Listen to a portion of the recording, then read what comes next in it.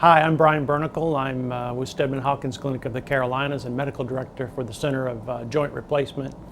Well, at this point you've made it through your hospital stay for your total knee arthroplasty, which is usually 2 or 3 days. And now it's time to begin preparing for home. What I'd like you to do is to review this video as many times as you need to feel comfortable about your discharge. There's several important things that we need to review on your discharge that will make you feel more comfortable and be more at ease with your discharge to home. Number one, when you're discharged, you're going to continue your physical therapy at home. Here in the hospital, you've done physical therapy twice a day. At home, a physical therapist will visit you usually 3 to 5 times per week and continue a similar program. They may build on the program as you continue to progress. Initially, you'll usually be on a walker when you go home, but I allow the therapist to progress you to other gait aids such as crutches or even a cane as you can tolerate. Things like driving and your general activities, really you can progress as you can tolerate. Of course, if you had a right knee replacement, it may take you a little longer to get to that ability to drive. What you need to have is the coordination to quickly move your foot and be safe when you're behind the wheel. Some of the things you will notice at home is you may get more swelling as you start to increase your activity levels. This is normal. You will also have some swelling and warmth around the knee itself. If the swelling occurs, you need to elevate your leg. And when we talk about elevation, what we like to have you do is elevate your foot higher than your heart level. This will give you the most effective means of getting that swelling down. As your activity increases, sometimes also will the warmth and swelling that occurs over the knee joint. This is normal and does not mean you're getting an infection. You should use your ice machine and rest your knee when this occurs. Another important thing for you to be aware of are the signs of a potential infection.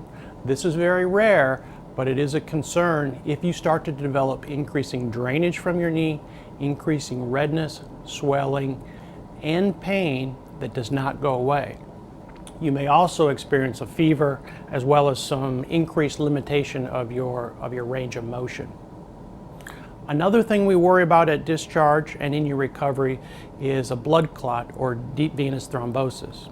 Usually when this occurs, your leg will be more swollen and you may notice some soreness in your calf or your thigh, and the swelling does not go away as you elevate the extremity. This is why it's important for you to continue with your foot pumps and your exercises at home. And you may also be sent home on a medication to decrease your risk of blood clots.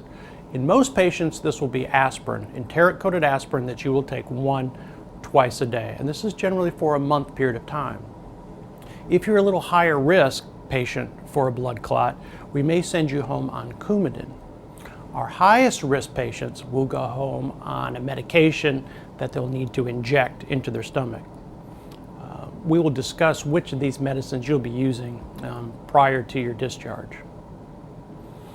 After you go home, the physical therapist will take care of your incision. They will change the dressings. They will also remove the staples and apply steri-strips, which are the small tapes which will hold your incision together.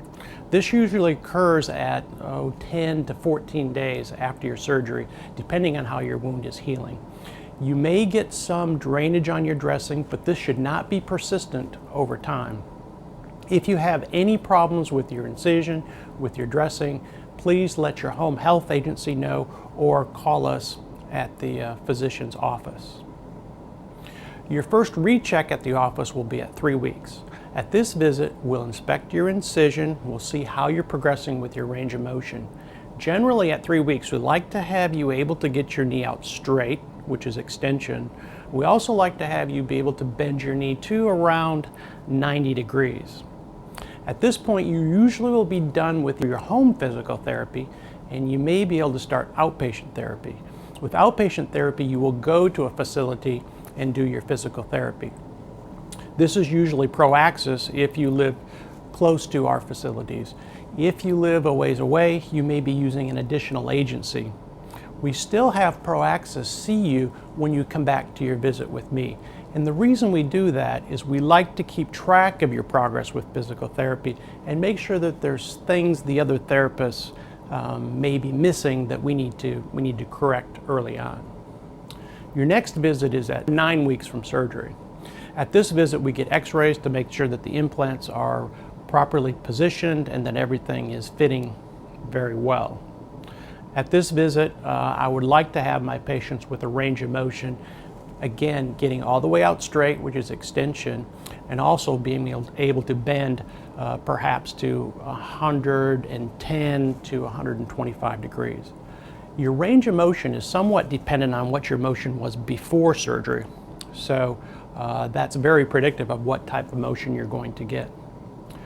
When you're discharged, you will have a pain medication that will usually be the same pain medication that you're taking in the hospital. You also may be able to continue taking your Tylenol, which is a very good pain reliever. And we like you to take the Tylenol around the clock, just like you've been doing in the hospital. This will give you the best pain relief. You use the stronger pain medicine for the breakthrough pain. Generally, over the first 3 weeks, you will gradually decrease the amount of pain medicine that you take. Most patients, the last time they will take pain medication is for the nighttime. During the first 3 to 4 weeks, probably the biggest complaint that patients have is getting comfortable at nighttime. Some suggestions I have for this are maybe a little bit of exercise before you go to bed, use your ice before you go to bed, and also take your pain medication. Another thing you may experience is some stiffness when you have not been exercising. And this is common, and this gradually will resolve over time. Most patients are able to get to activities, say hitting a tennis ball or playing golf, around 6 to 8 weeks. At 3 months, you'll really feel like, geez, I'm getting really near to the end of this process. But you may have little aches and pains, intermittent swelling in your knee, really up to a year.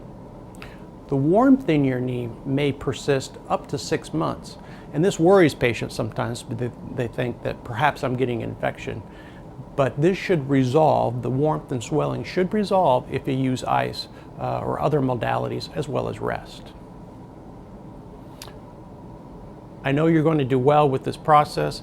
If you have any questions regarding your continuing care or your progress, please feel free to talk to your physical therapist or call my office with any concerns that you may have.